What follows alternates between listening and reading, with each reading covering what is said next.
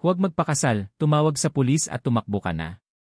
Isang misteryosong linya sa isang engagement party ang nagbunyag ng isang nakakagimbal na lihim tungkol sa isang lalaking tila perpekto. Nang araw na yon, pumasok ako sa engagement party na may pusong kumakabog, parang mga paru-paro na lumilipad sa isang hardin. Ang lahat ay kumikinang na parang panaginip. Naniniwala ako na ang aking buhay ay magkakaroon ng bagong yugto, isang yugto ng kaligayahan at seguridad. Ngunit sa isang iglap, ang magandang larawang iyon ay nagkawasak-wasak at ang lahat ay naging bangungot. Nang magbayad ang aking mapapangasawa, biglang lumapit sa akin si Kuya Carlo, ang manager ng restaurant na may seryosong mukha. Bumulong siya sa aking tainga ng isang linya na nakakapanindig balahibo, huwag kang magpakasal. Tumawag ka sa pulis at tumakbo ka na. Pakiramdam ko ay huminto ang mundo. Ang aking puso ay tumalon sa aking dibdib, ang aking isip ay naguluhan, at ang aking mga kamay at paa ay nanghina. Natigilan ako, walang sinuman ang makakaalam na ang kaligayahan na isang hakbang na lang ang layo ay magiging isang kakilakilabot na bangungot na magpapahirap sa akin sa buong buhay ko. Ako si Lani, 27 taong gulang. Madalas sinasabi ng mga tao na ako ay mabait, minsan ay masyadong mabait kaya madaling masaktan. Ngunit ang pagiging mabait ay hindi nangangahulugang mahina. Naniniwala lang ako sa tunay na pag-ibig at nakikinig ako sa aking puso. 8 buwan na ang nakalipas, nakilala ko si John, isang 30 taong gulang na lalaki na nagtatrabaho sa real estate. Si John ay mabilis kumilos, kaakit-akit, magalang, at alam niya kung paano kunin ang puso ng isang babae. Mula nang una kaming magkita, naramdaman ko na siya ang aking magiging sandigan. Marahil ay iyon ang dahilan kung bakit pagkatapos lang ng 6 na buwan, nag-propose siya, na ikinagulat ko at ikinagalak. Ang aking ina, si Aling Hina, ay isang tradisyonal na babae, lagi niya akong pinapaalalahanan na dapat kong kilalanin ng mabuti ang aking mapapangasawa. Ngunit nang makita niya si June na magalang, mahusay makipag-usap, at may tila matatag na trabaho, napanatag din ang kanyang kalooban.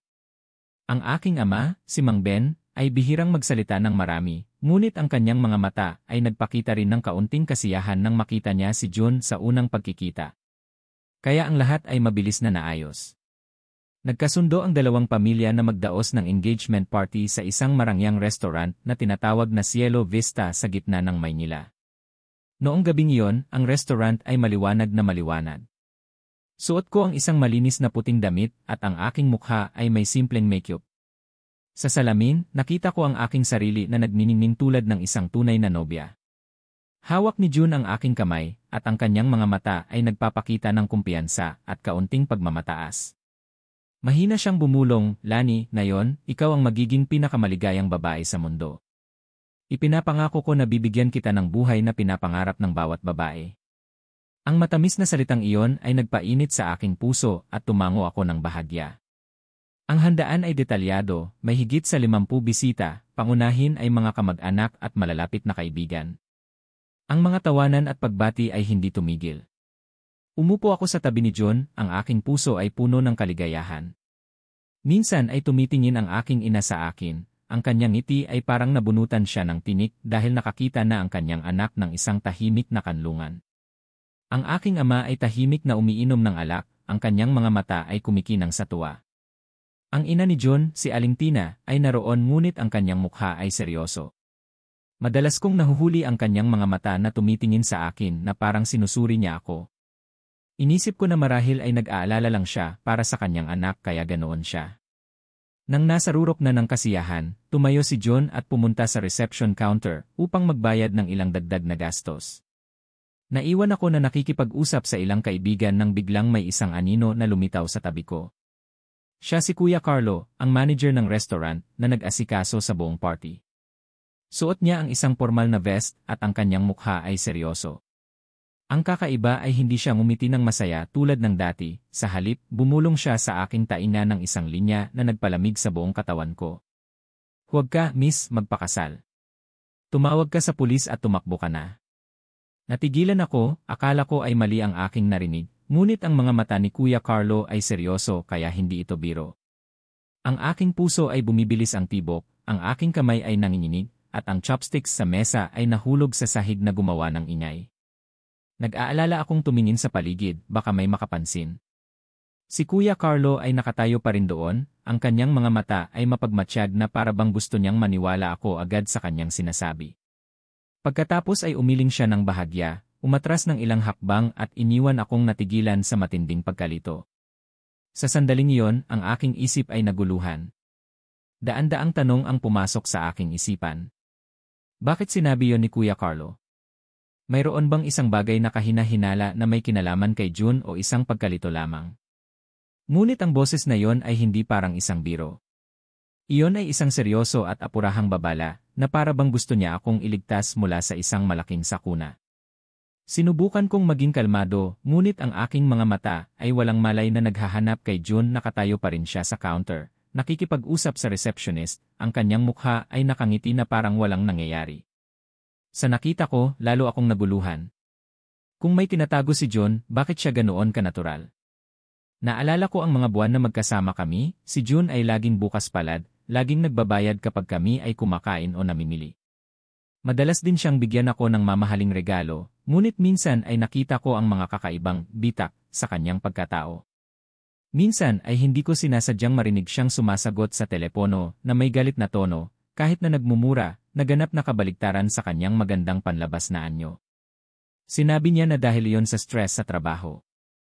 Naniniwala ako at hindi na nagtanong pa. Ngayon, ang babalang iyon ay parang isang kutsilyo na bumaba sa aking puso. Hindi ko alam kung ano ang gagawin. Ang aking ina ay naroon. Kung magpapanik ako, mag-aalala siya. Ang aking ama ay malamang na mapapahiya sa harap ng mga kamag-anak. At si John, siya ang lalaking ipagkakaloob ko ang aking buong buhay. Sa isang panig ay ang tiwala, sa kabilang panig ay ang pagdududa. Parang nasa gilid ako ng bangin.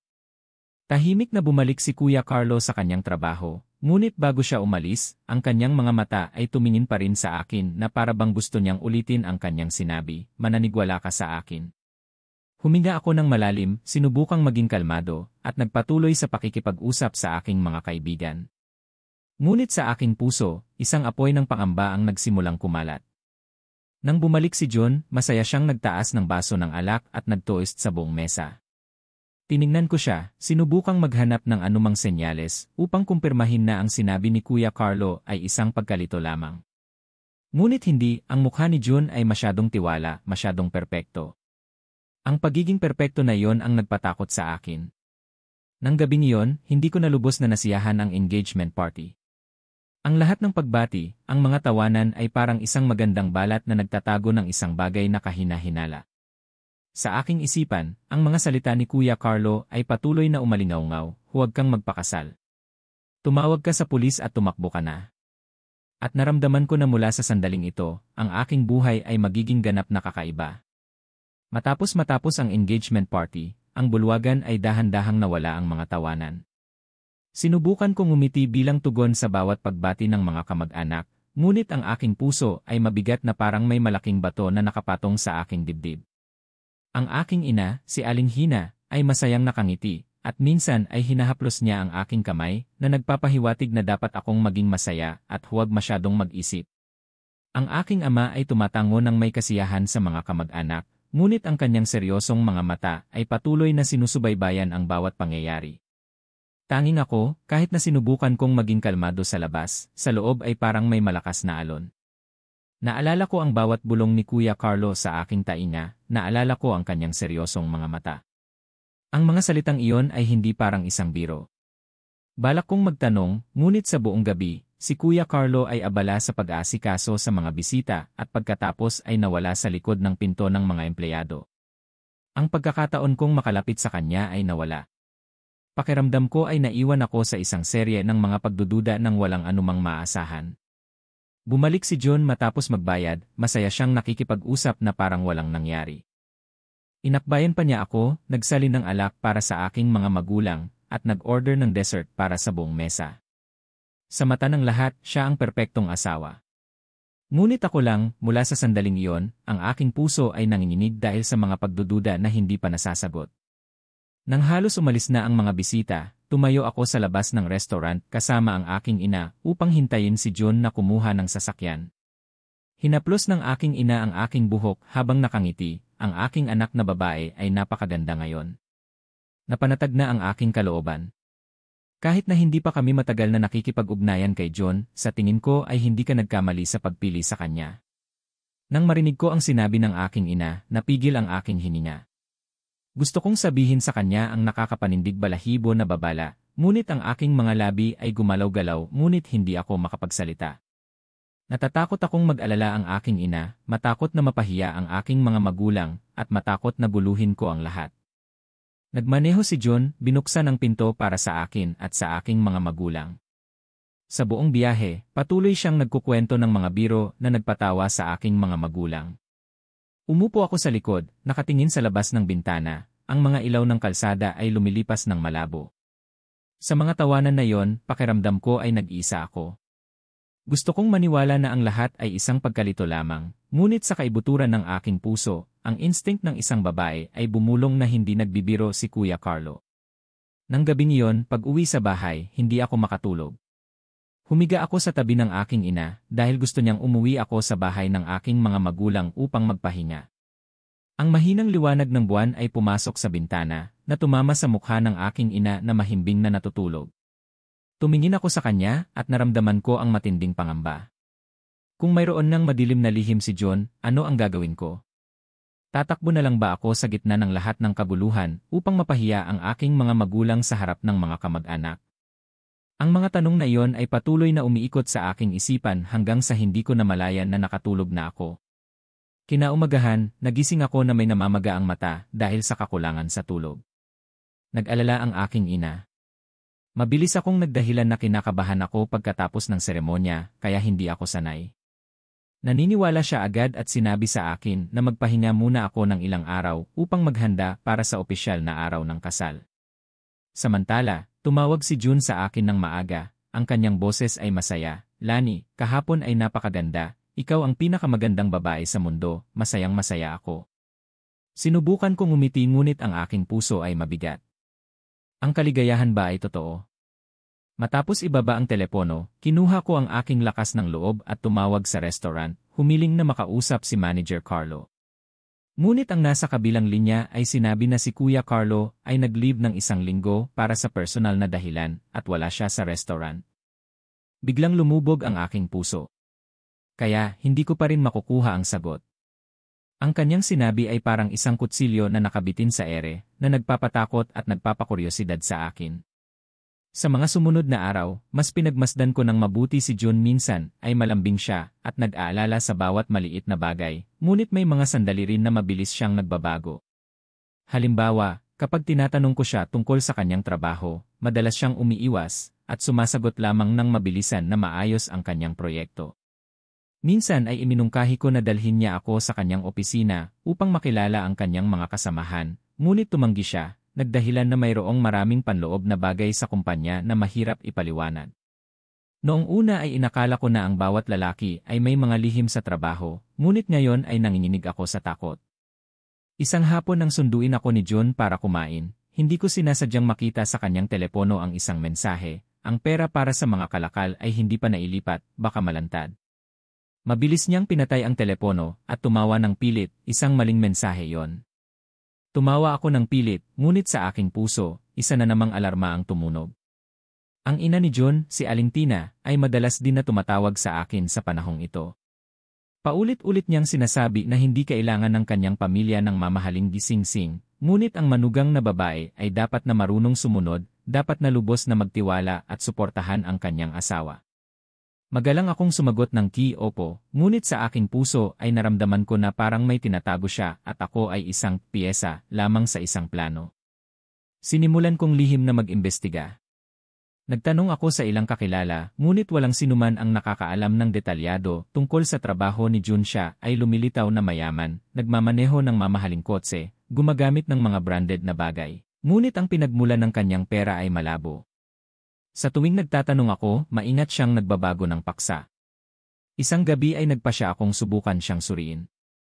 Nagpanggap ako na sinasabi kay John na may kilala ako sa aking kumpanya na nagtatrabaho sa real estate na maaaring makipagtulungan sa kanya.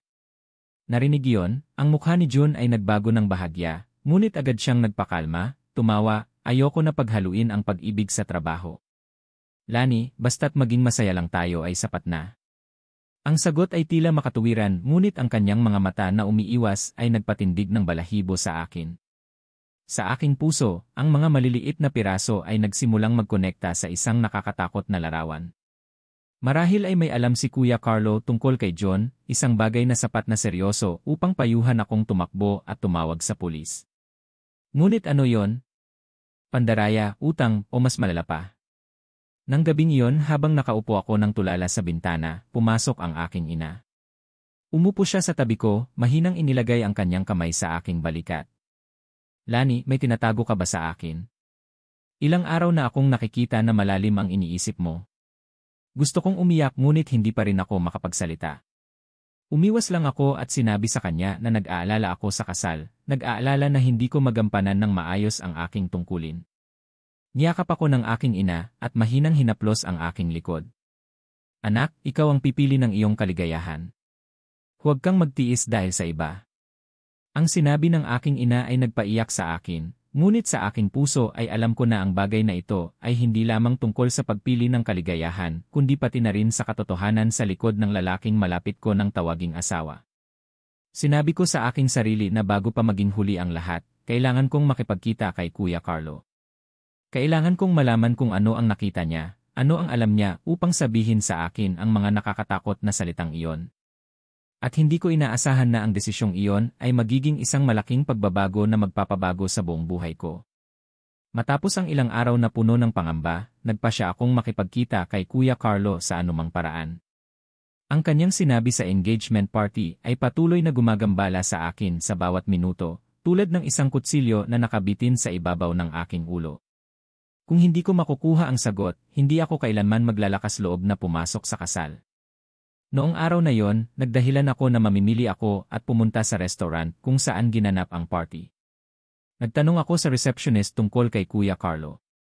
Magalang na sumagot ang receptionist na hindi pa siya nakakabalik matapos ang kanyang bakasyon at inaasahan na babalik siya sa loob ng ilang araw. Labis akong nadismaya, ngunit tila nakita niya ang aking pag-aalala, mahina siyang nagmungkahi. Kung kailangan niyo siya agad, maaari ninyong iwan ang inyong numero ng telepono. Kapag bumalik si Kuya Carlo, sasabihin ko sa kanya. Mabilis kong isinulat ang aking numero at sinabi sa kanya na huwag kalimutang iparating ang mensahe. Pagkatapos ay umalis ako na may mabigat na puso. Nang gabing iyon, sinundo ako ni John para mag-dinner.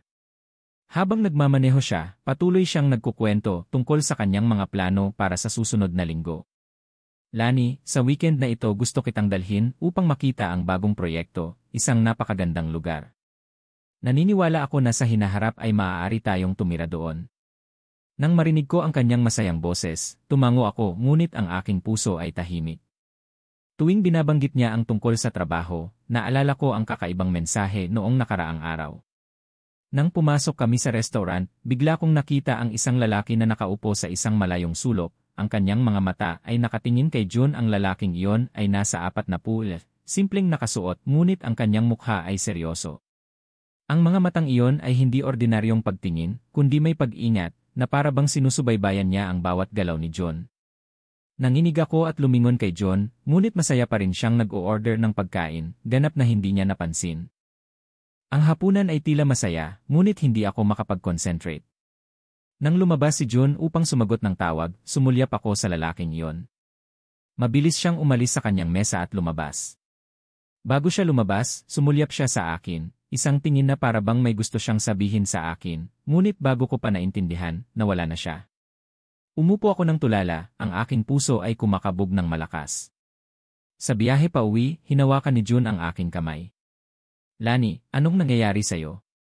Mukhang malalim ang iniisip mo nitong mga nakaraang araw, hindi ka masaya tulad ng dati. May problema ba? Mabilis akong umiling. Wala lang, siguro pagod lang ako. Ngumiti si John at mahinang hinalikan ang aking kamay. Huwag kang mag-alala, ako na ang bahala. Ang mga salitang iyon ay dapat na nagpapanatag sa akin, ngunit sa halip ay bigla kong naalala ang bulong ni Kuya Carlo, huwag kang magpakasal. Tumawag ka sa pulis at tumakbo ka na.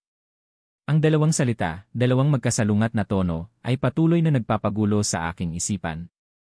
Nang gabing iyon pag-uwi sa bahay, nagpasya akong mag-open up sa aking ina. Umupo ako sa tabi niya, at nag-aalangan na sinabi sa kanya na sa engagement party, ang manager ng restaurant ay bumulong sa akin ng mga kakaibang salita. Pagkatapos marinig iyon, natigilan ang aking ina, ang kanyang mga kamay ay nanginginig. Lani, sigurado ka ba na tama ang narinig mo? Baka nagbibiro lang siya o hindi sinasadya. Tumango ako ng may katiyakan, inay, ang kanyang mga mata ay napakaseryoso, hindi siya nagbibiro. Nanahimik ang aking ina ng matagal at pagkatapos ay bumuntong hininga, kung ganoon, dapat kang maging mas maingat, huwag kang magmadali. Alamin mo nang mabuti ang tungkol kay John bago ka magdesisyon. Ang sinabi ng aking ina ay lalo akong nagpasya. Sinimulan kong pansinin ang bawat maliit na detalye. Napansin ko na madalas siyang tumatanggap ng mga tawag sa telepono sa gabi, at madalas siyang lumabas sa balkonahe upang makipag-usap, ang kanyang boses ay mahina upang hindi ko marinig. Kapag tinatanong ko siya, sinasabi niya na isa yon sa mga mahirap na kliyente. Minsan ay hindi ko sinasadyang makita sa kanyang wallet ang isang tumpok ng pera na may ilang piraso ng papel na may sulat kamay na mga numero at pangalan ng mga estranghero, parang isang listahan ng transaksyon. Mabilis niya itong itinago, ang kanyang mukha ay nagpakita ng kaunting pagkabahala, at pagkatapos ay mumiti siya upang magbago ng paksa. Isang hapon, habang nasa bahay ako, may isang estranghero na babae ang dumating upang hanapin ako. Si Ate Cora ay mukhang pagod, ang kanyang mga mata ay may pakiusap. Nagtanong siya, ikaw ba ang mapapangasawa ni John? Tumango ako ng may pag-iingat. Nag-aalangan siya ng sandali at pagkatapos ay sinabi lamang, kung ganoon, mas mabuting maging maingat ka. Hindi pa ako nakakapagtanong nang bumalik siya at mabilis na umalis, iniwan akong natigilan. Ang mga sunod-sunod na kakaibang pangyayari ay nagpatiyak sa akin na may malaking lihim na tinatago si John, ngunit hindi ko mahulaan kung ano yon.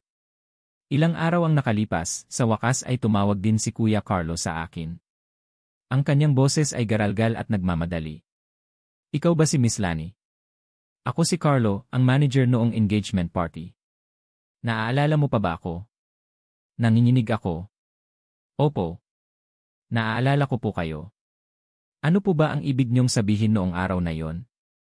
Ang kabilang linya ay nanahimik ng ilang segundo at pagkatapos ay mahina siyang nagsalita. Hindi mo dapat pag-usapan ito sa telepono, kailangan nating magkita ng personal. Napakaseryoso ng bagay na ito at may kinalaman sa iyong kaligtasan. Ang aking puso ay parang hihinto. Mabilis akong nakipagkita sa kanya kinabukasan sa isang maliit na coffee shop malapit sa parke. Sumang-ayon siya at sinabi sa akin na mag-isa akong pumunta at panatilihin itong lihim. Nang gabing iyon, halos hindi ako makatulog. Gumagalaw ako sa aking kama, ini-imagine ang iba't ibang sitwasyon. Kung talagang may kinalaman si John sa isang masamang bagay, ano ang gagawin ko? Nag-organisa na ako ng engagement party at alam na ng lahat ng kamag-anak.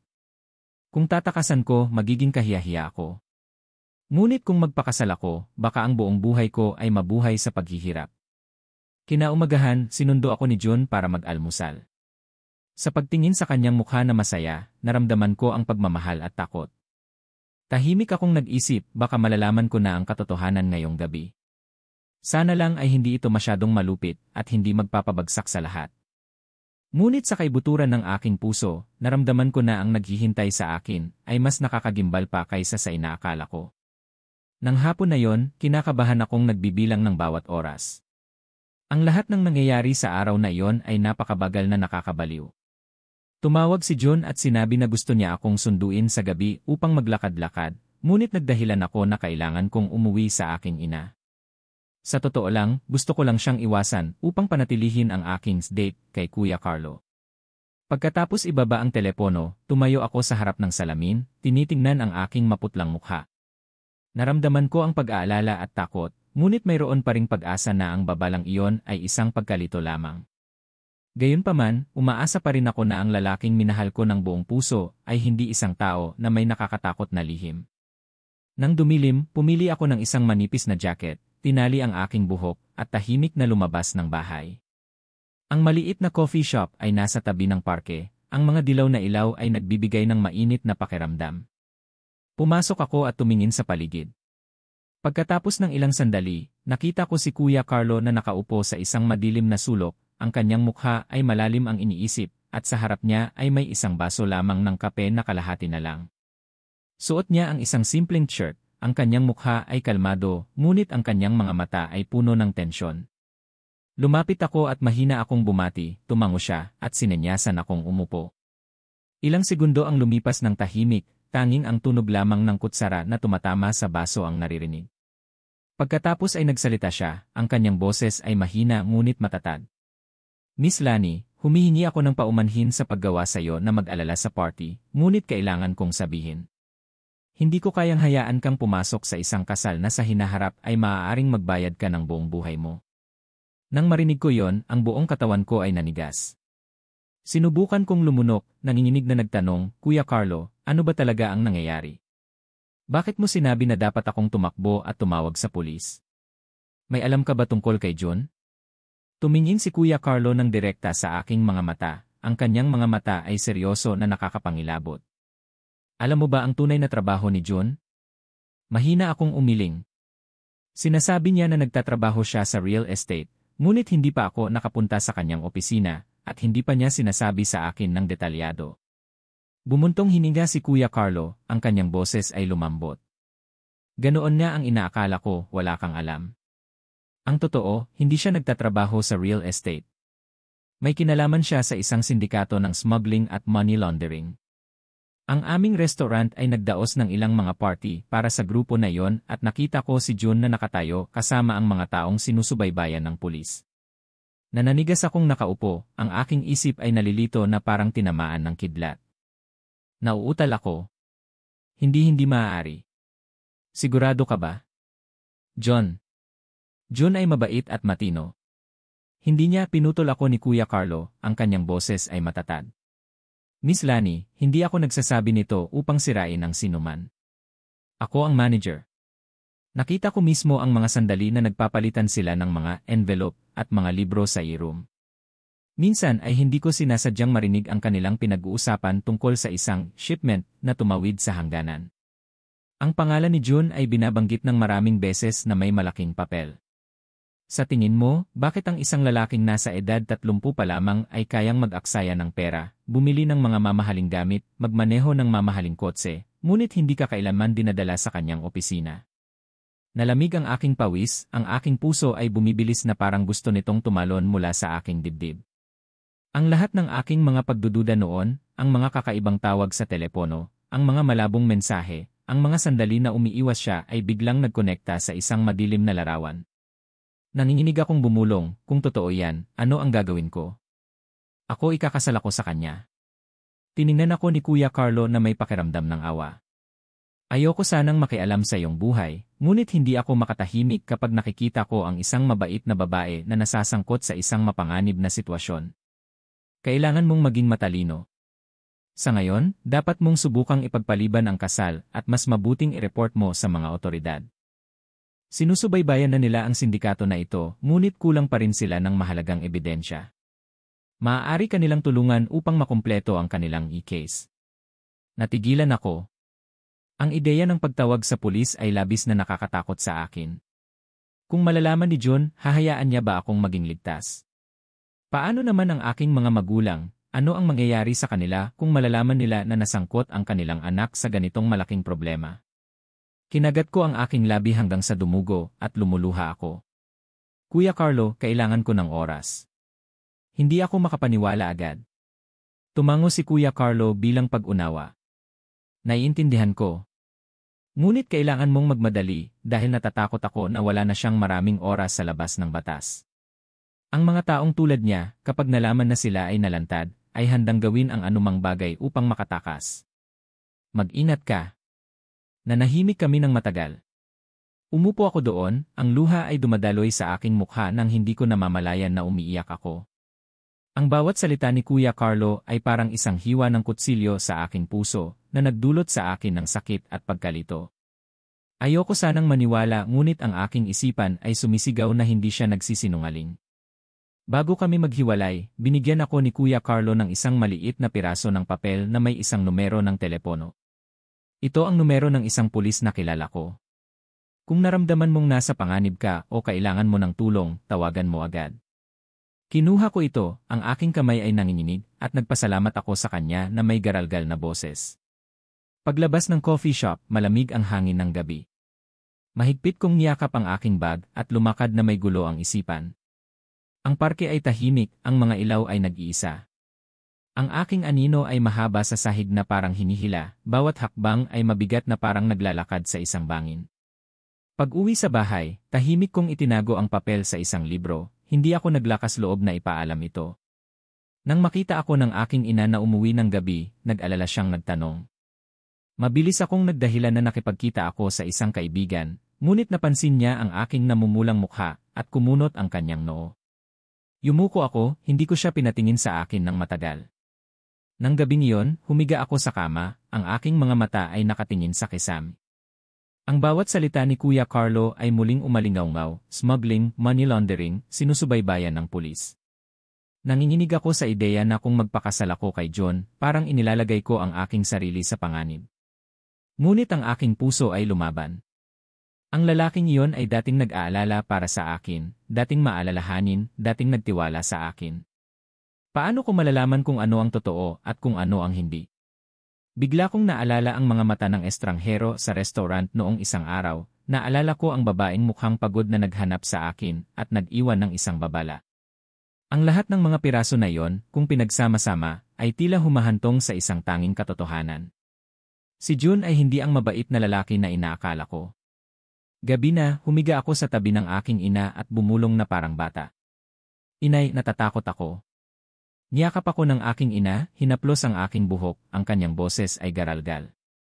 Lani, anak, kung may problema, sabihin mo sa akin, anuman ang mangyari, nandito ako para sayo. Kinagat ko ang aking labi, ang luha ay dumadaloy, ngunit wala pa rin akong lakas ng loob na sabihin ang totoo. Natatakot ako na sa sandaling masabi ko ang mga salita, ang aking buhay ay formal na magbabago at hindi na ito makakabalik pa. Sa labas, ang tahol ng aso ay naririnig mula sa malayo, ang huni ng hangin ay parang babala. Ipinikit ko ang aking mga mata ngunit ang imahe ni John at ang mga salita ni Kuya Carlo ay patuloy na gumagambala sa akin. Alam kong ang pagkikita na ito ay simula pa lamang. Ang mga susunod na mangyayari ay marahil ay mas nakakatakot pa. Sa buong gabing iyon, hindi ako makatulog.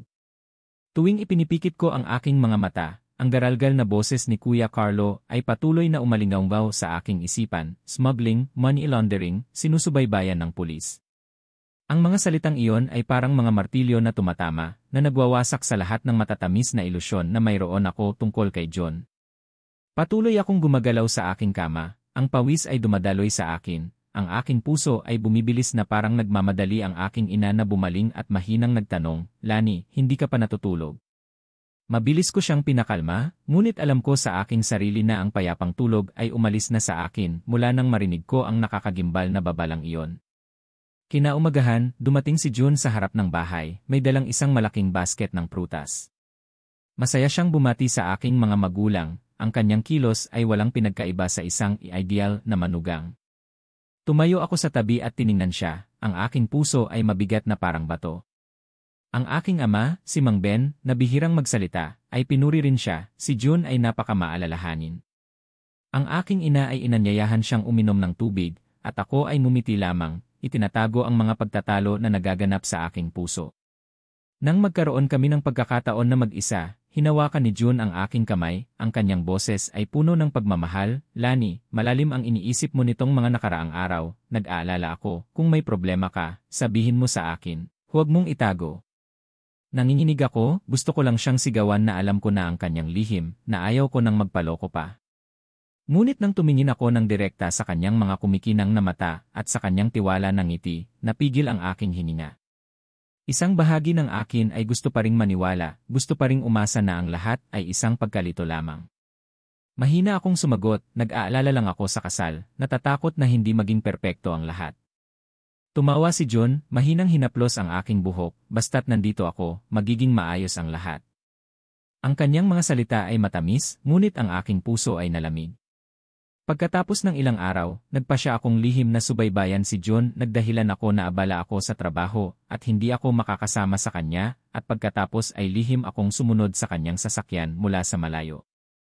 Noong araw na iyon sa halip na pumunta sa isang real estate company, tulad ng sinasabi niya, lumiko siya sa isang tahimik na kalye at huminto sa harap ng isang luma, 3 palapag na bahay.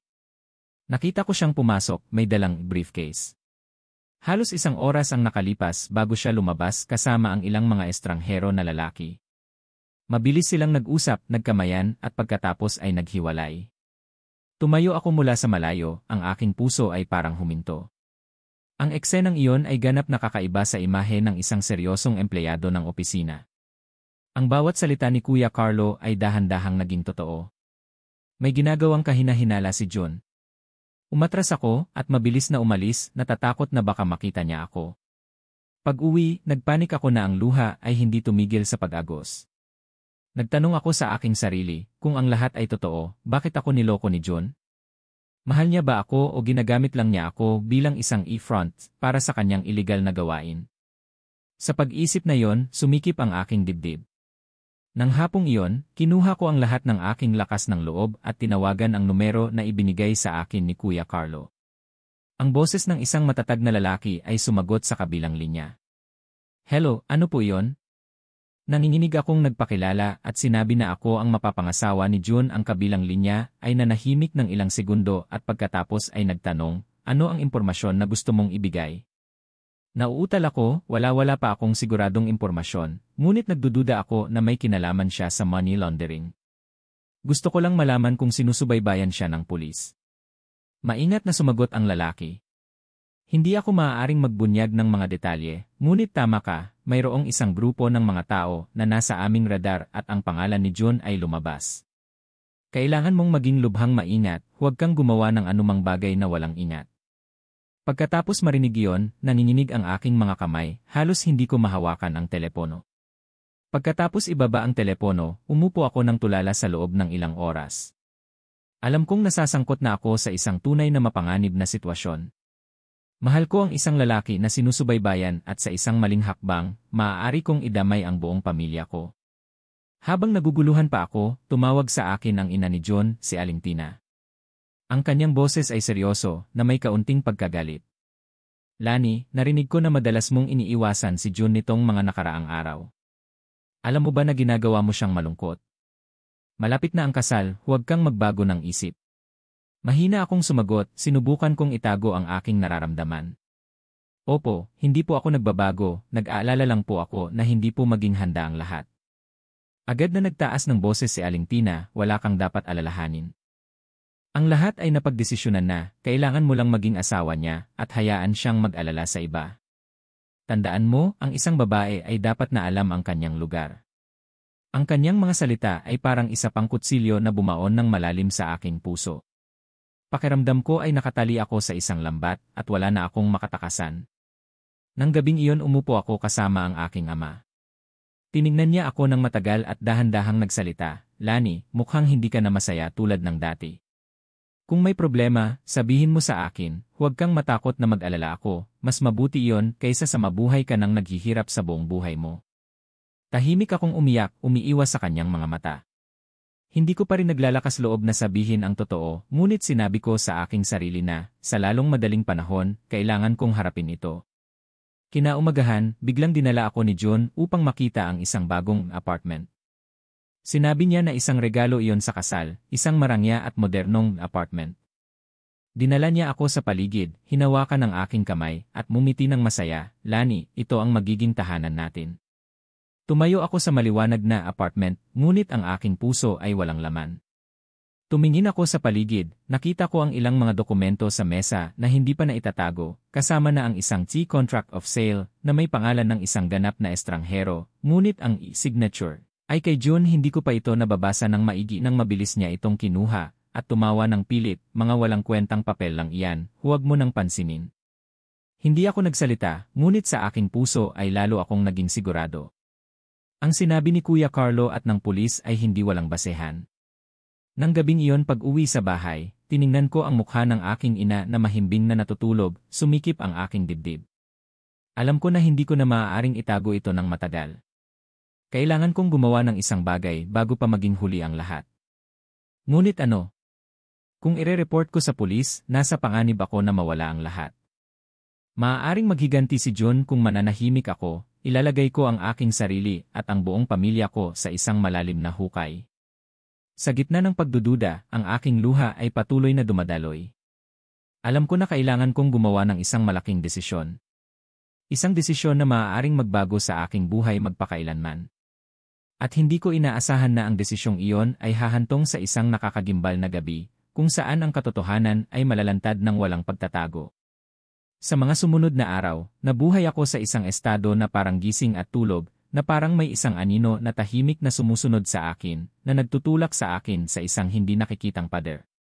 Si June ay patuloy na nagiging maalalahanin, patuloy na nag-aalaga sa akin sa bawat maliit na bagay, ngunit sa bawat tingin, sa bawat galaw niya, nakita ko ang isang makapal na ulap na nagtatago ng isang bagay na hindi ko kailanman nahawakan. Tuwing niyayakap niya ako, naramdaman ko ang init at lamig, gusto kong sumandal sa kanya at gusto ring tumakbo. Isang gabi, inanyayahan ako ni June na kumain sa kanilang bahay kasama ang kanyang ina, si Aling Tina. Nag-aalangan ako sandali ngunit naisip ko na kung tatanggi ako ay magdududa siya kaya pumayag ako. Ang bahay ni Aling Tina ay nasa isang tahimik na kalye, ang mga interior ay marangya at detalyado ngunit kakaiba ang lamig.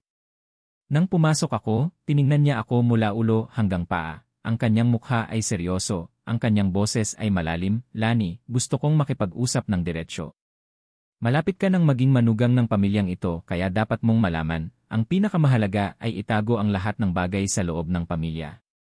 Maraming sinasabi ang mga tao sa labas, huwag mong sabihin ang anumang bagay. Ano ang ginagawa ng iyong asawa? Kailangan mo lang magtiwala at suportahan siya, huwag kang makialam." Natigilan ako, ang aking puso ay bumibilis. Ang sinabi niya ay walang pinagkaiba sa isang babala. Sinubukan kong maging kalmado. Opo. Ngunit sa aking puso, ang takot ay bumibilis na parang alon. Sa hapunan, masayang naglagay si June ng pagkain para sa akin at para sa kanyang ina.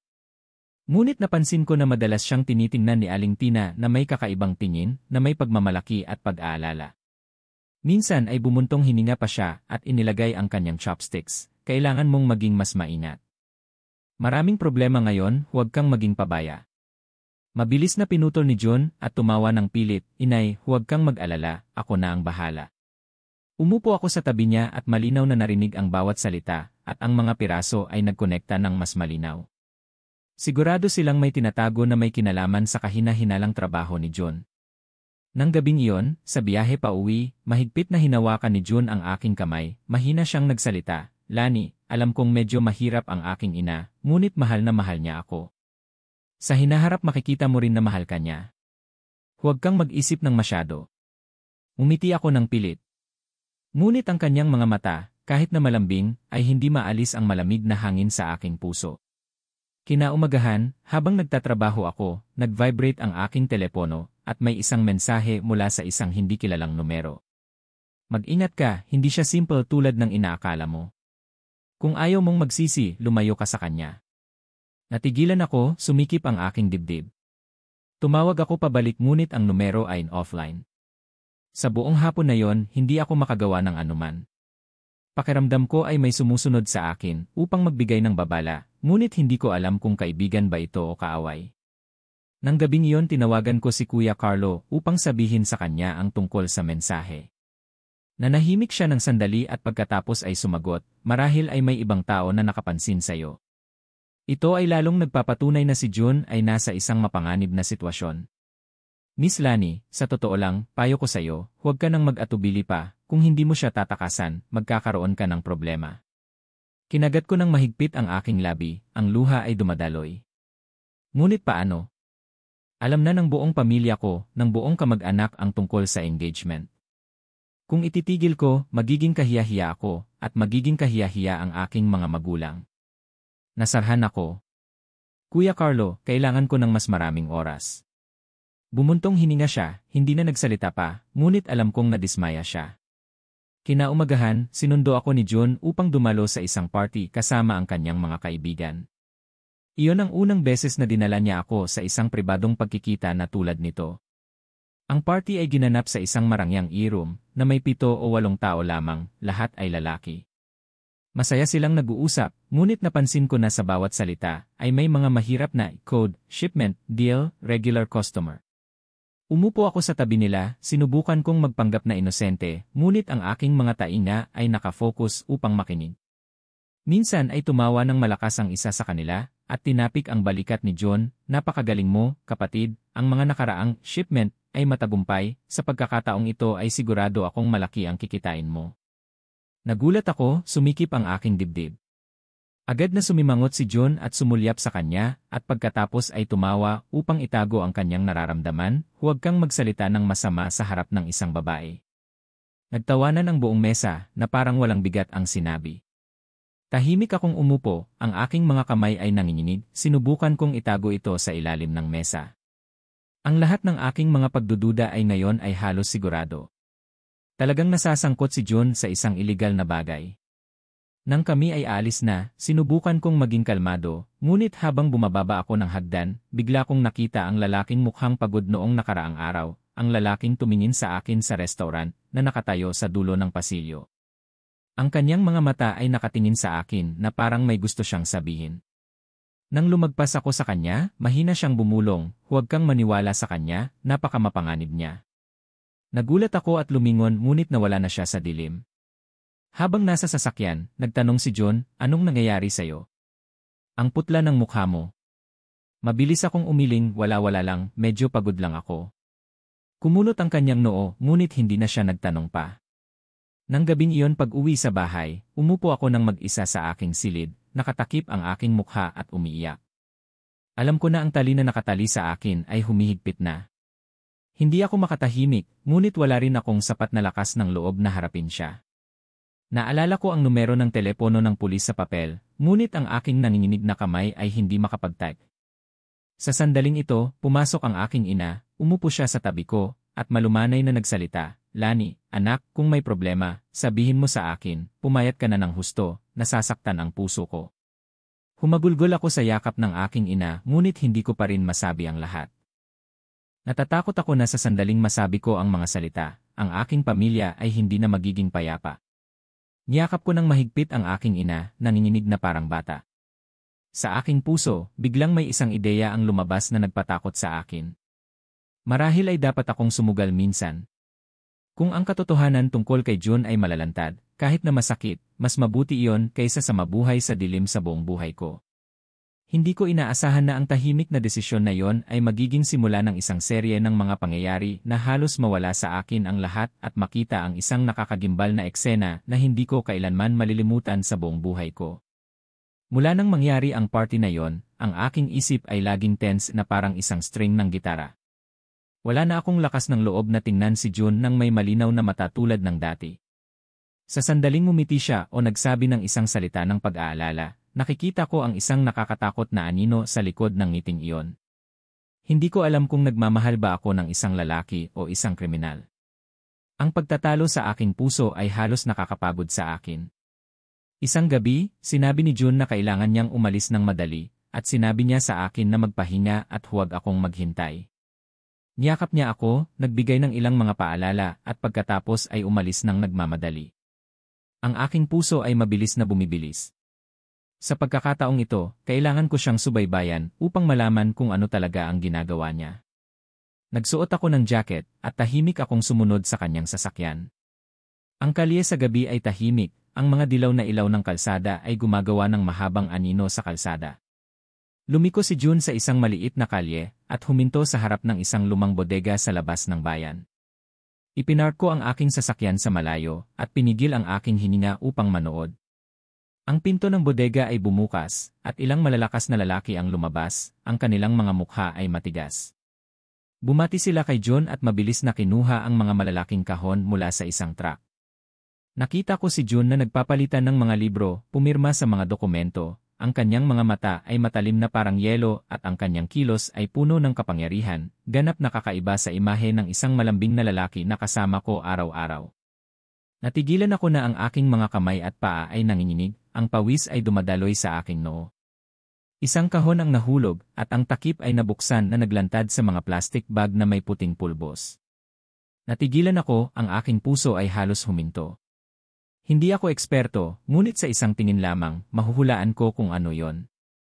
Isang ipinagbabawal na bagay na maaaring sumira ng maraming buhay.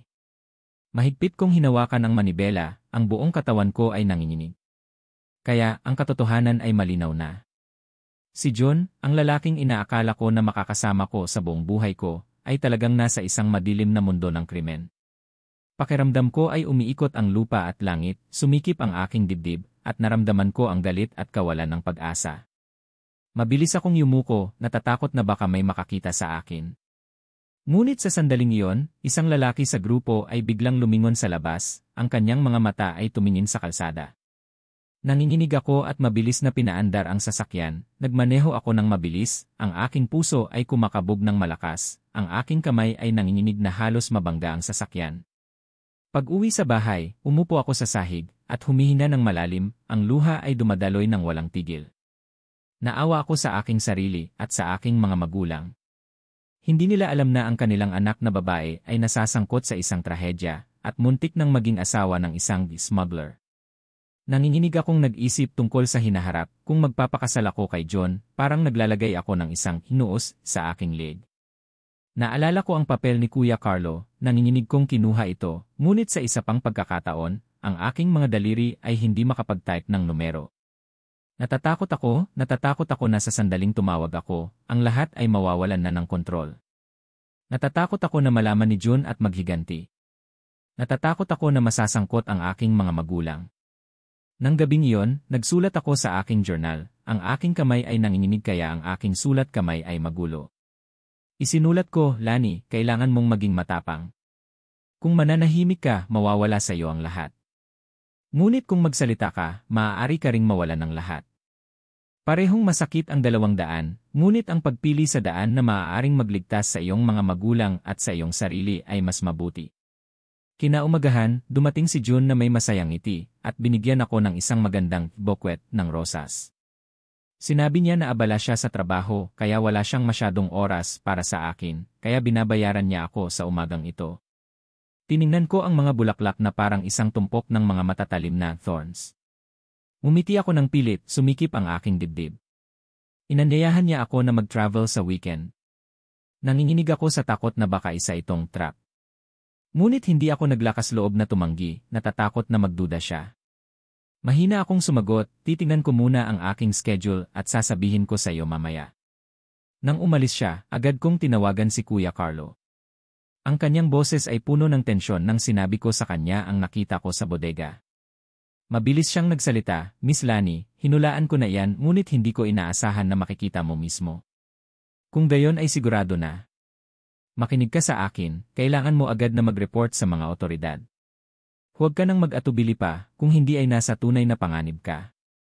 Sumikip ang aking lalamunan, ang luha ay dumaloy, ngunit wala akong sapat na lakas ng loob.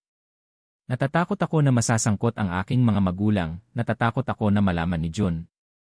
Pinutol ako ni Kuya Carlo. Kung mananahimik ka, mas malaki ang panganib. Ang mga taong gumagawa ng iligal na kalakalan, kapag nalaman na sila ay nalantad, ay hindi magpapatawad ng sinuman.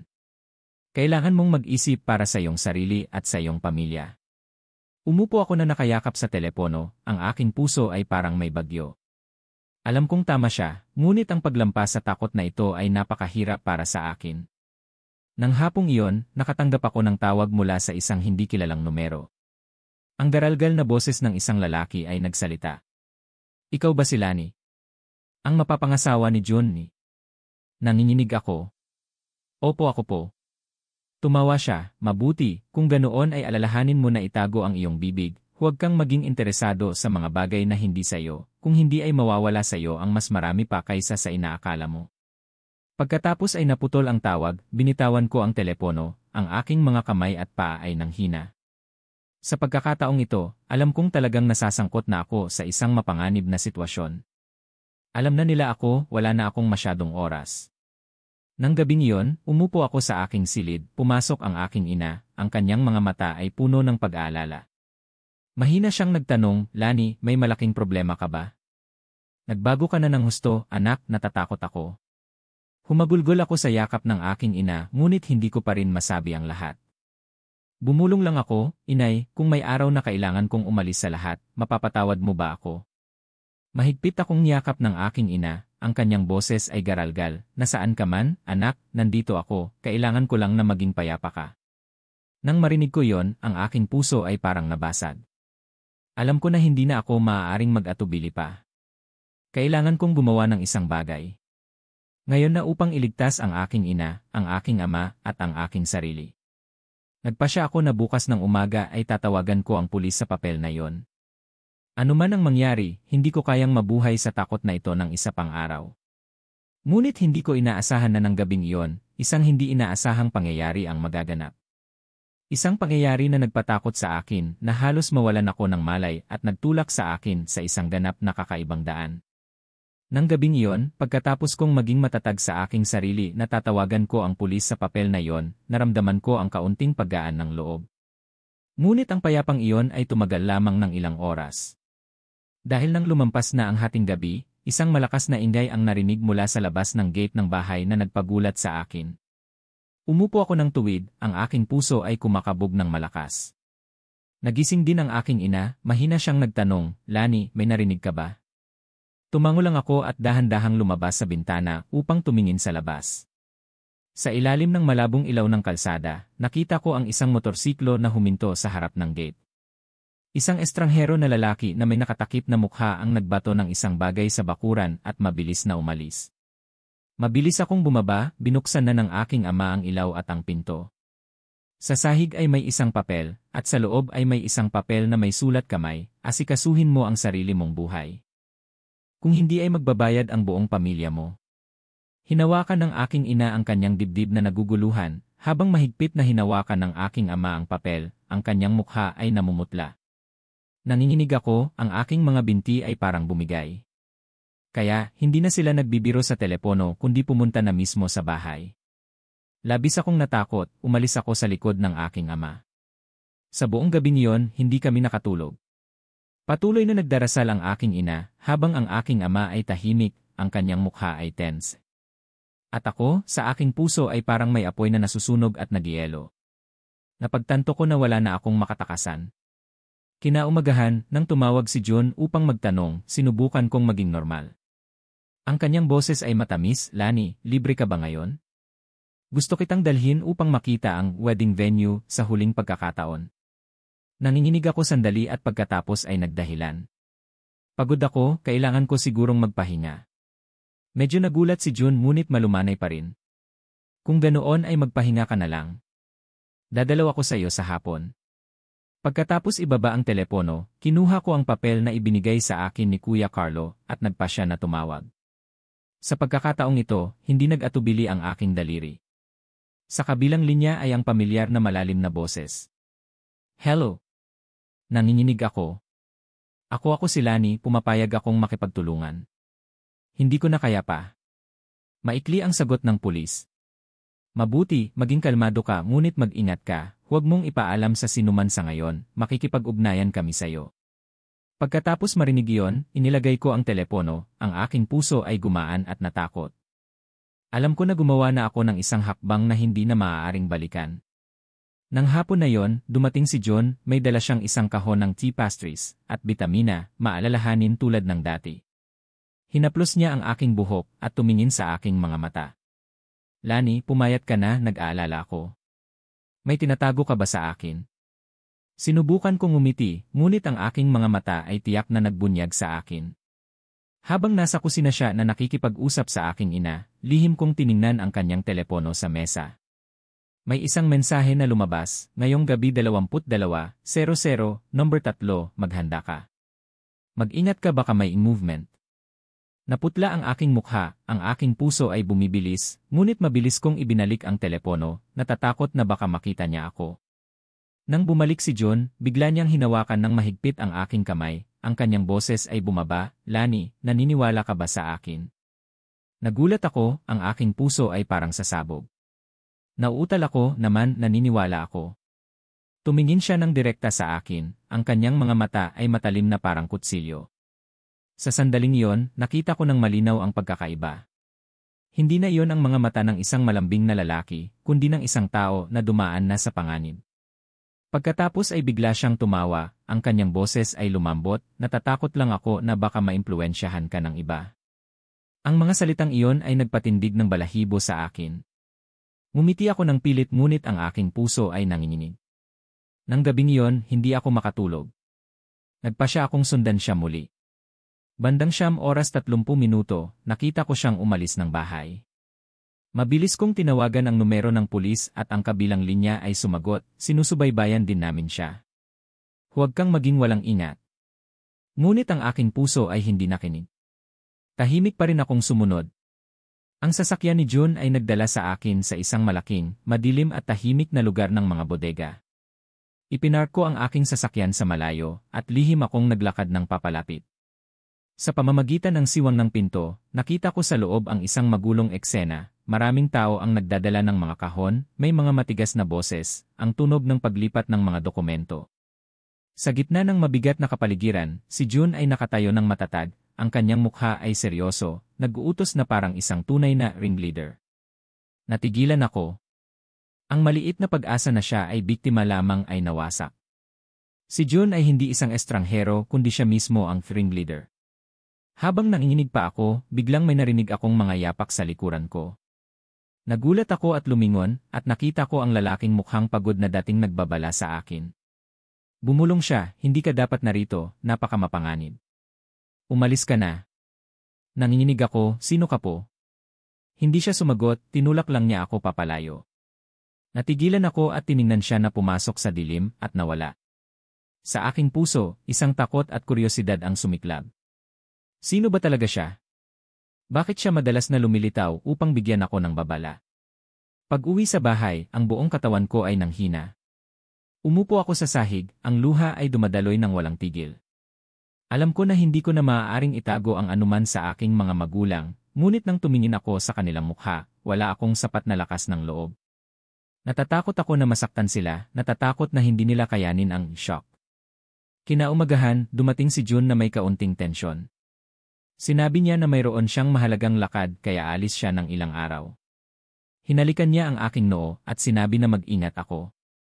Tiningnan ko siya, sa aking puso ay naramdaman ko ang pagmamahal at galit. Sinubukan kong maging kalmado habang sinusundan ko siya sa pinto. Ngunit nang magsara ang pinto, bumagsak ako, ang luha ay dumaloy. Alam ko na malapit na akong gumawa ng isang desisyon, at ang desisyong iyon ay hindi lamang magpapasya sa aking buhay kundi pati na rin sa kaligtasan ng aking mga magulang. Nanginginig kong hinawakan ang telepono at dinial ang numero ng pulis. Handa na ako. Sabihin niyo sa akin kung ano ang dapat kong gawin. Ang boses ng pulis ay sumagot. Mabuti, ngunit kailangan mong tandaan, mula ngayon ang bawat hakbang mo ay nasa panganib, kailangan mo ng dobleng lakas ng loob. Makikipag-ugnayan kami sa iyo sa lalong madaling panahon at hihilingin sa iyo na magbigay ng karagdagang impormasyon. Tumango ako, ang aking puso ay parang nasusunog. Hindi ko alam kung ano ang mangyayari sa daan, alam ko lang na pumasok na ako at wala nang daan pabalik. At hindi ko inaasahan, pagkatapos lang ng ilang araw, isang nakakagimbal na pangyayari ang magaganap sa harap ko. Isang pangyayari na halos nagpabagsak sa akin at nagtulak sa akin na ilantad ang buong katotohanan sa aking mga magulang. 3 araw matapos umalis si John, nabuhay ako sa isang estado ng pag-aalala. Sa labas, sinubukan kong maging normal, nagtatrabaho pa rin, nakikipag-usap pa rin sa aking ina, ngunit sa aking puso, ang tensyon ay parang isang guitar string. Patuloy akong nag-iisip tungkol sa eksena sa bodega. Ang mga kahon na may puting plastik, ang mga malupit na mukha, at ang imahe ni June na nakatayo sa gitna, ang kanyang mga mata ay matalim na parang yelo, ang kanyang kilos ay puno ng kapangyarihan. Ito ay patuloy na bumabalik na parang isang bangungot na walang katapusan. Nang umagang iyon, nakatanggap ako ng tawag mula sa isang hindi kilalang numero. Ang boses ng pulis na nakikipag-usap sa akin ay nagsalita, Miss Lani, kailangan namin kayong makausap ng madali, may bagong development. Pwede po ba kayong pumunta sa coffee shop sa hapon? Ang aking puso ay kumabog ng malakas, ang aking lalamunan ay tuyo, ngunit tumango pa rin ako. Alam ko na marahil ay mayroon na silang nakuha. Nang hapon, sinabi ko sa aking ina na makikipagkita ako sa isang kaibigan at umalis ako. Ang pamilyar na coffee shop ay mayroon pa ring mainit na dilaw na ilaw, ngunit sa pagkakataong ito, ang nakaupo sa sulok ay hindi si Kuya Carlo kundi isang lalaking may matatag na tindig, ang kanyang mga mata ay matalim. Lumapit ako, tumayo siya at nakipagkamay, ako si Mark, isang pulis sa Economic Crimes. Si Kuya Carlo ay nakipag-ugnayan sa iyo para sa amin, ngayon ay ako ang direktang makikipag-usap sa iyo. Nang marinig ko yon, nanginginig ako sandali. Umupo ako, mahigpit na hinawakan ang baso ng tubig upang itago ang aking pagkabahala. Dahan-dahang nagsalita si Kuya Mark, Miss Lani, una sa lahat, gusto kong magpasalamat sa iyong lakas ng loob. Alam ko na hindi ito madali, ngunit kailangan namin ng iyong kooperasyon upang makakuha ng ebidensya. Nagdududa kami na si John ay isang mahalagang bahagi sa sindikato ng e-smuggling at money laundering. Matutulungan mo kami sa pamamagitan ng pagbibigay ng lahat ng impormasyon, pati na rin ang mga mensahe o ang anumang nakita mo. Lumunok ako at sinabi ang nakita ko sa bodega, pati na rin ang mga mensahe sa telepono ni John. Nanginginig kong binuksan ang aking telepono upang ipakita sa kanya ang mga naitala ko. Tumango si Kuya Mark, ang kanyang mga mata ay lalong naging seryoso. Ang sinasabi mo ay tumutugma sa aming mga nakalap, ngunit kailangan pa rin namin ng karagdagang tiyak na ebidensya upang maisampa ang kaso. Subukan mong maging kalmado, huwag mong hayaan siyang magduda. Pinakamahalaga, protektahan mo ang iyong sarili at ang iyong pamilya. Sumikip ang aking lalamunan, natatakot ako, nagpadala na sila ng mga mensahe na nagbabanta, at nagbato pa ng babala sa labas ng aming gate. Kung malalaman ni June na nakikipagtulungan ako sa pulis, tiyak na hindi ako magiging ligtas. Tiningnan ako ni Kuya Mark, ang kanyang boses ay malalim ngunit matatag. Huwag kang mag-alala, magbibigay kami ng undercover na proteksyon, ngunit kailangan mo ring maging maingat. Anumang kakaibang galaw mula kay John, kailangan mong i-report agad. Pagkatapos ng pagkikita, lumabas ako sa kalsada na nanghina ang aking mga kamay at paa. Alam ko na mas lalo akong nasasangkot sa laban na ito at wala nang daan pabalik. Nang gabing iyon nang umuwi ako, biglang dumating si John. Sinabi niya na natapos na ang kanyang trabaho ng maaga kaya bumalik siya. Tiningnan niya ang aking mukha at biglang nagtanong, Lani, anong ginawa mo nitong mga nakaraang araw? Mukhang pagod ka. Nagulat ako ngunit sinubukan kong maging kalmado. Nag-aalala lang ako sa trabaho at sa paghahanda sa kasal. Tinitigan ako ni John at pagkatapos ay ngumiti. Lagi kang matapat. Sana ay ganoon ka lagi. Ang salitang iyon ay tila normal ngunit nagpalamig sa akin. Para bang nagbabala siya na hindi niya ako patatawarin kung magbabago ako. Nang gabing iyon, habang naghahanda ang buong pamilya na matulog, tinawag ako ng aking ama sa balkonahe. Tinitigan niya ako ng matagal at pagkatapos ay mahina siyang nagsalita, Lani, hindi ko kailangan mong sabihin, ngunit alam ko na may tinatago kang lihim. Anak, gusto ko lang na maging payapa ka, huwag mong sirain ang iyong buhay dahil lang sa takot na mapahiya. Hindi ko napigilan ang aking sarili at humagulgol sa yakap ng aking ama. Ama, natatakot ako nagkamali ako sa pagpili ng lalaki. Mahigpit na hinawakan ng aking ama ang aking balikat, ang kanyang boses ay garalgal, hindi pa huli ang lahat, Lani, hindi pa huli. Kinaumagahan, nangyari ang trahedya. Nang lumabas ako ng bahay para magtrabaho, biglang may isang motorsiklo ang dumating at mabilis na huminto sa harap ko. Ang lalaking may nakatakip na mukha ay naghagis ng isang sobre sa aking mga paa at mabilis na umalis. Nanginginig kong binuksan ito, sa loob ay may isang litrato ko sa gabing tumayo ako malapit sa bodega. Ang pula na sulat kamay sa ilalim ng litrato, ito ang huling babala. Manahimik ka o mamatay. Nanghina ang aking mga binti. Nagpanik ang aking ina at tumakbo palabas, niyakap ako, sumisigaw, Lani. Ano ito? Hindi ko na maaaring itago pa. Sa gitna ng aking luha, sinabi ko sa aking ina ang lahat. Mula sa babala ni Kuya Carlo hanggang sa eksena sa bodega, hanggang sa katotohanan na nakikipag-ugnayan na ako sa pulis. Natigilan ang aking ina at umiiyak ng malakas. Diyos ko, bakit nangyari ito sa aking anak? Nang marinig iyon ng aking ama, mahigpit niyang kinuyom ang kanyang kamao, ang kanyang mukha ay namumula sa galit. Kung nangahas siyang lokohin ang aking anak, hindi ko siya hahayaan. Tama si Lani sa pag-report sa pulis. Ngayon ay kailangan nating maging ganap na ligtas. Yumuko ako sa yakap ng aking mga magulang, ang luha ay dumaloy ng malakas. Ngunit sa parehong oras, sa aking puso ay may matinding takot. Alam na ni June at ng kanyang mga kasamahan kung ano ang nakita ko. Mula ngayon ang bawat hakbang ko ay kailangan kong gawin ng may takot. Nang hapong iyon, nakatanggap ako ng mensahe mula kay Kuya Mark. Alam na namin ang tungkol sa litrato. Huwag kang mag-alala, sinusubaybayan sila, ngunit kailangan mo ring maging lubhang maingat. Magpapataas kami ng i-monitoring sa paligid ng iyong bahay. Pagkatapos basahin ang mensahe, naramdaman ko ang kaunting paggaan ng loob at lalo akong naging malinaw sa aking takot. Nang dumating ang gabi, dumalaw muli si June sa bahay. Niyakap niya ako, ang kanyang mga mata ay nagsusuri. Mahina siyang nagtanong, "Lani, may naririnig ka bang chismis tungkol sa akin?" Nanginginig ako ngunit ngumiti pa rin ako. Wala, naghihintay lang ako sa araw ng kasal. Tumingin si June ng malalim sa aking mga mata, nanahimik ng sandali at pagkatapos ay bigla siyang nagsalita, "Mahal kita, ngunit tandaan na huwag mong kailanman traidorin ang aking tiwala." Ang mga salitang iyon ay parang isang malamig na kutsilyo na tumusok sa aking puso. Ngumiti ako ng pilit, ngunit sa aking puso ay nangingibabaw ang takot. Naiintindihan ko na nagsimula na si June na magduda. Nang gabing iyon, hindi ako makatulog. Nagpasya akong tingnan ang aking telepono upang hanapin ang lahat ng mga mensahe, mga litrato at ang mga tala na maingat kong tinago.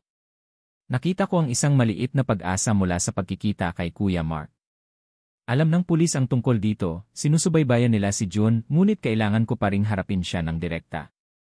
Nagpasya ako na bukas ng umaga ay kailangan kong gumawa ng isang decisive na aksyon upang protektahan ang aking sarili.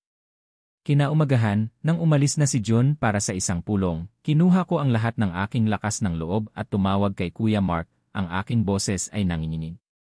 "Kuya Mark, si Lani po ito. Umalis na po si June sa bahay, gusto ko po kayong makausap ngayon." Marahil ay oras na. Pagkatapos lang ng 15 minuto, lumitaw si Kuya Mark sa harap ng bahay, ang kanyang mga mata ay seryoso, "Lani, gagawin na natin ito. Ngunit kailangan mong maging kalmado. Kapag nakita mo si June, huwag kang magpakita ng anumang takot. Maging kalmado ka na parang walang nangyayari." Tumango ako, ang aking puso ay tense na parang isang guitar string. Dinala ako ni Kuya Mark sa kanyang sasakyan, papunta sa isang ligtas na lugar na malapit sa kung saan naghihintay ang kanyang mga kasamahan upang gumawa ng plano. Bandang 3 oras ng hapon, bumalik kami malapit sa bodega. Kung saan nagsimula ang lahat, nakita ko si June na nakatayo, sinusuri ang ilang mga kahon, ang kanyang mga mata ay malamig na parang yelo. Lumapit ako, sinubukan kong maging kalmado ang aking boses. "John, kailangan nating mag-usap." Lumingon siya, ang kanyang mga mata ay matalim. "Lani, kahit ano pa ang sabihin mo ngayon, wala na. Alam ko na ang isang bahagi ng katotohanan." Sumikip ang aking dibdib. Alam ko na kung magduda siya, wala na akong pagkakataon. Ngunit nagpasya akong harapin siya.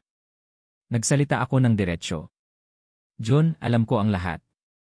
Alam ko ang ginagawa mo at nakikipagtulungan na rin ako sa pulis. Kung magpapatuloy ka, hindi lang ito ang matatapos dito. Hindi lang ako kundi pati na rin ang buong pamilya natin ay nasa panganib." Ang mga mata ni June ay nagpakita ng galit. "Lani, binabalak mo ba akong saktan?" "Hindi, gusto ko lang na maging ligtas ang lahat at ikaw din ay hindi dapat na magpatuloy sa daan na ito. Kung magbabago ka, hindi ako magsasabi ng anuman." Ngunit kung hindi huminto ako, ang aking mga mata ay matatag na nakatingin sa kanya. Bigla, tumawa si June, isang malamig at mapang-asar na tawa. Kinuha niya ang kanyang telepono, ngunit bago pa siya makapag-type ng numero, daan-daang mga anino ang lumabas mula sa likuran. Si Kuya Mark at ang kanyang mga kasamahan ay lumabas, at pinalibutan si June. Siya ay tulala na hindi makapaniwala. "Lani, bakit?" Tumayo siya ng walang galaw, ang kanyang mga mata ay nagpapakita ng pagkabahala. Lumapit ako, ang aking boses ay kalmado ngunit puno ng lakas. "John, hindi na ako natatakot. Ito na ang oras para sa katotohanan na magsalita." Agad na hinuli si June, ang kanyang mga mata ay nakatingin pa rin sa akin na may galit ngunit wala na siyang matatakasan. Naramdaman ko ang paggaan ng loob, ngunit naramdaman ko rin ang isang hindi maipaliwanag na kawalan. Ang aking mga magulang ay tumakbo sa akin, niyakap ako, umiiyak ng malakas. Sumigaw ang aking ina, "Anak, napakatapang mo." Tiningnan ko si June na inilayo, isang bahagi ng akin ay nasasaktan pa rin. Alam ko na hindi ko siya kailanman malilimutan. Ang lalaking dating pinagkakatiwalaan ko, dating minamahal, ngunit nakaligtas ako at ganoon din ang aking pamilya. Nang gabing iyon pag-uwi sa bahay, umupo ako ng tahimik sa aking silid, tinitingnan ang ulan sa labas ng bintana, sa aking puso ay naramdaman ko ang paggaan at kawalan. Alam ko na ang paglalakbay na ito ay hindi pa ganap na natatapos, ngunit nalampasan ko na ang pinakamapanganib na bahagi. Ipinikit ko ang aking mga mata, huminga ng malalim at sa unang pagkakataon pagkatapos ng maraming araw, naramdaman ko ang payapa.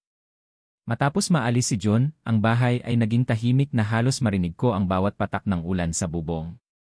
Niyakap ako ng aking mga magulang, ang luha ay dumadaloy sa kanilang mga mukha, ngunit kaming tatlo ay tahimik. Tahimik ngunit hindi dahil wala kaming masasabi, kundi dahil sinusubukan naming tanggapin ang nangyari. Ang nakakagimbal na katotohanan, ang matinding panganib at ang swerte na dumating sa amin. Umupo ako sa lumang silya sa sala, yakap ang aking mga tuhod, at nakatingin ng walang laman sa labas ng bintana. Sa aking puso ay naramdaman ko ang paggaan at pagkalito, paggaan dahil sa wakas ay kontrolado na ang lahat ng panganib. Wala nang kapangyarihan si John, wala nang pagkakataon na manipulahin ako o ang aking pamilya, ngunit nalilito dahil ang pinaniniwalaan ko ay biglang naging bangungot.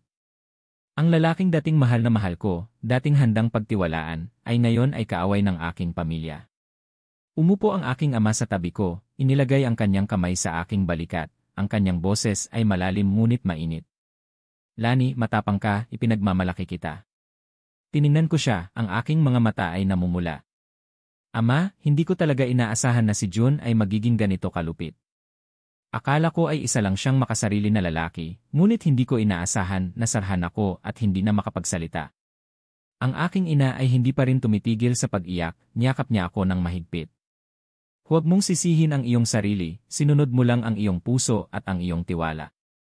Ang mahalaga ay nakaligtas ka at naprotektahan mo ang iyong pamilya. Ang tunog ng ulan sa labas ng bintana ay patuloy na nagpapaalala sa akin na ang buhay ay hindi kailanman humihinto kahit gaano karaming pagsubok. Huminga ako ng malalim, sinubukan kong maging kalmado. Kailangan kong mag-isip tungkol sa susunod na hakbang. Nakialam na ang pulis, ngunit ang mga tao, ang mga nakapaligid sa akin, at maging ang mga kamag-anak ay hindi maiiwasang magtanong. Nang hapong iyon, tumawag si Kuya Mark upang mag-report ng detalyado. Si June at ang kanyang dalawang kasamahan ay nasa kustodya na para sa investigasyon.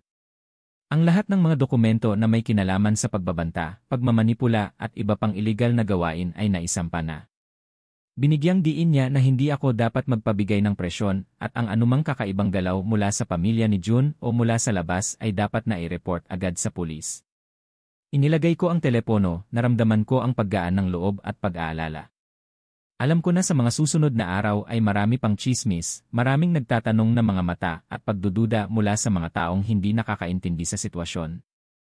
Ngunit kailangan kong maging handa sa emosyonal at pinakamahalaga, protektahan ang aking sarili at ang aking mga magulang. Nang gabing iyon, hindi ako makatulog. Binuksan ko ang aking nightlight, binuksan ko ang aking lumang notebook kung saan ako madalas na nagsusulat. Isinulat ko ang tungkol sa mga nakaraang araw, mula sa unang pagbabanta, ang mga nakakatakot na eksena sa restaurant hanggang sa paghuli kay June. Ang bawat salita ay puno ng emosyon, takot, galit, paggaan ng loob at pakiramdam ng kawalan. Napagtanto ko na nagbago ako. Hindi na ako ang babaeng duwag, madaling mamanipula kundi isang tao na marunong lumaban, marunong protektahan ang sarili at ang mga mahal sa buhay. Kinaumagahan, nagpasya kami ng aking mga magulang na mag-anunsyo sa aming mga kamag-anak. Alam ko na kung itatago namin ito ng matagal, magiging komplikado ang lahat, ngunit kailangan din kaming maging maingat sa pag-anunsyo. Inanyayahan namin ang ilang malalapit na kamag-anak upang tiyakin na ang impormasyon ay kontrolado at hindi kumalat ng hindi sinasadya. Nang marinig nila ang kwento, lahat sila ay nagulat. Si Kuya Tuan, ang kapatid ng aking ama, ay tumingin sa akin na may pag-aalala at pagtataka. Lani, ano ang pinagdaanan mo? Napakatapang mo. Tumango ako, ang aking mga mata ay namumula pa rin. Opo, ayoko pong itago sa inyo, ngunit natakot ako na kung sasabihin ko, malalaman ni John at gagawa siya ng masama. Ang lahat sa paligid ay nanahimik. Marahil ay sinusubukan ng bawat isa na isipin ang nakakagimbal na eksena na naranasan ko. Sinabi ko ng detalyado ang bawat pangyayari, bawat tensyon mula sa babala ng manager ng restaurant hanggang sa mga mensahe ng pagbabanta, hanggang sa paghuli kay John. Lahat sila ay nakinig at pagkatapos ay bumuntong hininga, marami ang umiyak.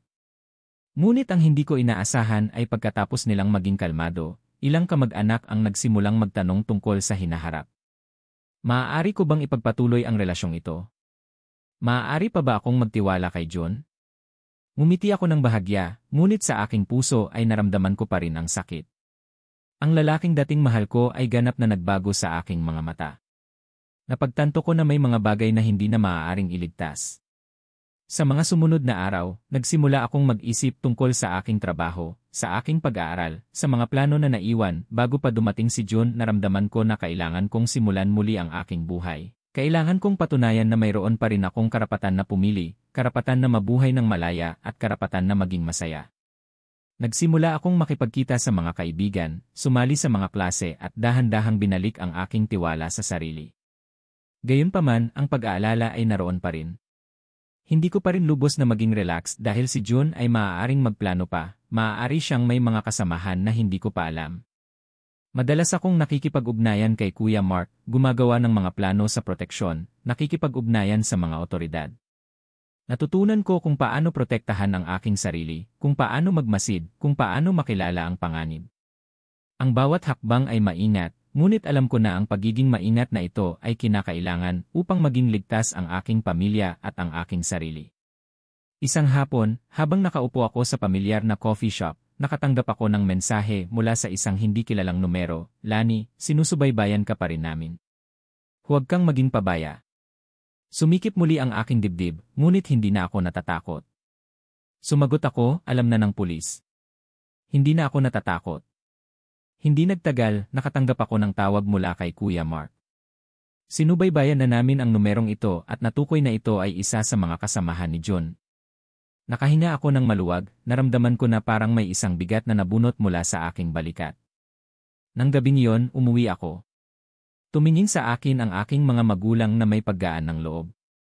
Inilagay ng aking ina ang kanyang kamay sa aking balikat, ang kanyang boses ay malumanay, "Lani, mula ngayon hindi ka na matatakot pa. Naging matapang ka at natutunan mong protektahan ang iyong sarili." Ngumiti ako ngunit naramdaman ko pa rin na may kaunting bigat sa aking puso. Alam ko na mahaba pa ang daan sa hinaharap at marami pang bagay na hindi pa natatapos. Ngunit alam ko rin na nag-mature na ako, natutunan ko ng harapin ang katotohanan, natutunan ko ng protektahan ang aking sarili at ang mga mahal sa buhay. Sa mga sumunod na araw, nagsimula akong magplano para sa isang bagong hinaharap, wala na ang anino ni John, wala nang takot o pagbabanta. Nagsimula akong magsulat muli ng mga plano na naiwan. Nagplano ako para sa pag-aaral, trabaho at pati na rin sa mga social na relasyon. Natutunan ko kung paano mabuhay para sa aking sarili at natutunan ko ring magpatawad, hindi para kay John kundi para sa aking sarili, upang hindi na ako maguguluhan ng nakaraan. Lani, ang babaeng dating natatakot, dating namanipula, ay ngayon ay naging isang matatag na babae. Alam ko na ang paglalakbay na ito ay hindi pa ganap na natatapos, ngunit nalampasan ko na ang pinakamapanganib na bahagi. At sa bawat araw na lumilipas, mas lalo kong napagtanto ang halaga ng buhay, ng pamilya at ng lakas ng loob. Sa mga sumunod na araw matapos mahuli si John, ang aking buhay ay dahan-dahang bumalik sa normal na ritmo. Ngunit ang bawat hakbang ay mas maingat. Madalas pa rin akong magpuyat, nag-isip pa rin tungkol sa nangyari, ngunit ngayon ay upang matuto at maging matatag, hindi upang matakot o magduda. Nagsimula akong maglaan ng oras para sa pag-aaral, para sa trabaho, at lalo na sa pag-aalaga sa aking mga magulang. Sa mga sandali na kasama ko sila, malinaw kong naramdaman ang halaga ng pamilya at ang walang kondisyong pagmamahal.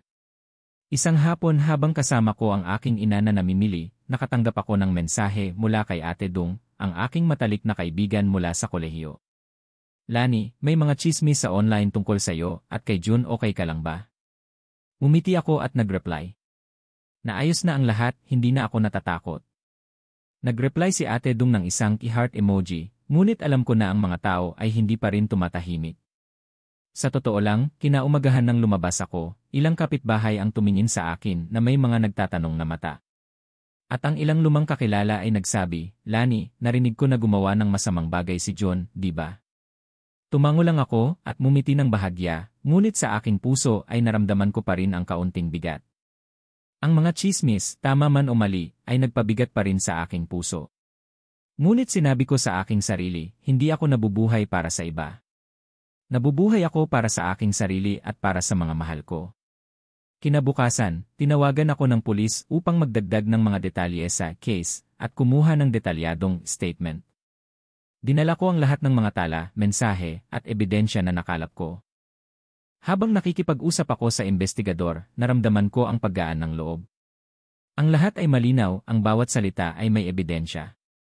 Napagtanto ko na ang lakas ay hindi lang nagmumula sa tapang kundi pati na rin sa masusing paghahanda at pasensya. Pag-uwi sa bahay, tiningnan ko ang aking mga magulang, ang ngiti ay puno ng aking mga mata. Tinapik ako ng aking ama sa balikat at sinabi, "Lani, mula ngayon hindi ka na matatakot kay June o sa sinuman. Pinatunayan mo sa aming pamilya na matapang ka at matalino." Niyakap ako ng mahigpit ng aking ina, ang kanyang boses ay garalgal. "Naranasan mo ang nakakatakot na bagay ngunit nanatili ka pa rin. Ipinagmamalaki kita, anak." Tiningnan ko ang aking mga magulang, ang luha ay dumaloy muli. Hindi dahil sa takot kundi dahil sa kaligayahan. Nanalo ako hindi sa pamamagitan ng karahasan o paghihiganti kundi sa pamamagitan ng karunungan, sa pamamagitan ng lakas ng loob at sa pamamagitan ng aking sariling katatagan. Isang gabi, nakatanggap ako ng tawag mula sa manager ng restaurant, ang lalaking dating nagbabala sa akin sa engagement party. "Lani, gusto ko lang sabihin na napakagaling mo. Kung hindi ka naging kalmado noong araw na yon, maaaring iba na ang nangyari. Ngayon ay maging payapa ka na, lahat ay maayos na." Ngumiti ako at nagpasalamat, naramdaman ko ang malalim na pasasalamat. Napagtanto ko na sa buhay, may mga taong lumalabas sa tamang oras upang tulungan tayong malampasan ang mga mapanganib na sandali. Sa mga araw na ito, nagsimula akong mag-isip tungkol sa hinaharap. Hindi ko na nakikita si June bilang isang bahagi nito. Nagpasya akong tumayo sa aking sarili, maging malaya, at hanapin ang kaligayahan para sa aking sarili. Natutunan ko kung paano alagaan ang aking sarili, natutunan kong sabihin ang hindi kapag hindi ako ligtas at natutunan kong magmahal ng hindi umaasa sa iba. Isang umaga, nagpasya akong mag-post sa social media ng isang maikling status. Hindi may iwasan ang mga pagsubok sa buhay. Ang mahalaga ay natutunan nating tumayo, lumampas at mag-mature. Ang kaligayahan ay hindi naghihintay ngunit kailangan nating kunin. Agad-agad, maraming kaibigan at kamag-anak ang nagpadala ng mga mensahe ng paghihikayat, nagbahagi ng aking kwento. Napagtanto ko na ang lakas ng katotohanan at lakas ng loob ay maaaring magbigay inspirasyon sa iba. Nang dumating ang araw na haharapin si June sa korte, hindi ako dumalo. Alam ko na ang makita siya ay magpapatuloy lang sa masakit na alaala, ngunit naghanda ako ng kumpletong dokumento at ebidensya, at hiniling ko sa pulis na ipakita ang lahat ng ebidensya at statements upang wala na siyang pagkakataon na tumanggi. Ang balita tungkol sa paglilitis ay mabilis na kumalat at ang mga tao ay dahan-dahang nakakaintindi na si Lani, ang babaeng dating natatakot, ay ngayon ay isang matatag na babae na walang sinuman ang maaaring manipulahin o banta. Sa weekend, naglakad-lakad kami ng aking mga magulang sa tabi ng lawa, humihinga ng sariwang hangin, tinitingnan ang dahan-dahang agos ng tubig. Napagtanto ko na gaano man kadilim ang nakaraan, mayroon pa ring liwanag sa hinaharap. Ang mahalaga ay alam ko kung paano lumampas sa dilim na iyon. Hinawakan ko ang kamay ng aking mga magulang, naramdaman ko ang pagmamahal at init, ang aking puso ay puno ng pasasalamat. Si Lani ngayon ay nag-mature na. Tiwala akong lumalakad sa sarili kong daan, lumalakad sa aking sariling mga paa, sa pamamagitan ng karunungan, lakas ng loob at isang mainit na puso. Nakaligtas ako sa pagsubok at hindi ko kailanman hahayaan ang sinuman o anumang sitwasyon na kunin ang aking kalayaan at kaligayahan. Ang kwento ni Lani ay hindi lamang isang personal na karanasan, kundi pati na rin isang patunay sa lakas ng loob, karunungan at katatagan. Sa buhay, ang bawat isa ay maaaring makaranas ng mga pagsubok, mga panganib na tila hindi malalampasan.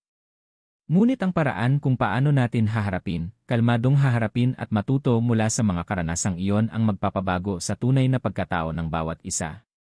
Pinatunayan ni Lani na kahit naharapin ang panganib, ang pagmamanipula at pagbabanta, ang isang tao ay maaari pa ring tumayo ng matatag, protektahan ang kanyang sarili at ang mga mahal sa buhay. Ang pamilya ay isang tahimik na kanlungan kung saan natin mahahanap ang lakas at lakas ng loob upang magpatuloy. Napagtanto ni Lani na kahit na makaranas ng masamang tao o matinding pagsubok, ang pagmamahal at suporta mula sa pamilya ay laging magiging pinakamatatag na sandigan. Sa parehong oras, ang masusing paghahanda, pagiging maingat at ang pag-alam kung paano protektahan ang iyong sarili ay napakahalaga din na tumutulong sa isang tao na malampasan ang lahat ng panganib ng ligtas. Ang kwento ay nagpapaalala rin sa lahat tungkol sa kahalagahan ng pagiging alerto, pagiging matalino at pagiging decisive kapag nakikipag-ugnayan sa mga taong hindi mapagkakatiwalaan. Walang sinuman ang may karapatan na manipulahin o banta ka. Sa pamamagitan ng pagiging matalino, lakas ng loob at karunungan, maaari mong protektahan ang iyong sarili at minsan ay pati na rin ang mga mahal sa buhay. Kung pinapanood mo ang kwentong ito, tandaan mo na kahit gaano karaming pagsubok ang ibigay sa iyo ng buhay, maaari ka pa ring tumayo. Matuto kang harapin ang mga kahirapan ng may lakas ng loob, matuto kang protektahan ang iyong sarili at magmahal sa tamang paraan. Ang pamumuhay ng matapat, matapang at matalino ay tutulong sa iyo na malampasan ang lahat ng pagsubok tulad ng ginawa ni Lani. Huwag kalimutang mag-subscribe sa channel upang hindi mo ma-miss ang mga madamdamin at dramatikong kwento, mahalagang mga aral sa buhay, at iba pang mga inspirasyon na kwento. Ibahagi ang kwentong ito upang kumalat ang malakas na mensahe. Ang lakas ng loob, tiwala sa sarili at pagprotekta sa sarili ay ang susi sa kaligayahan at kalayaan.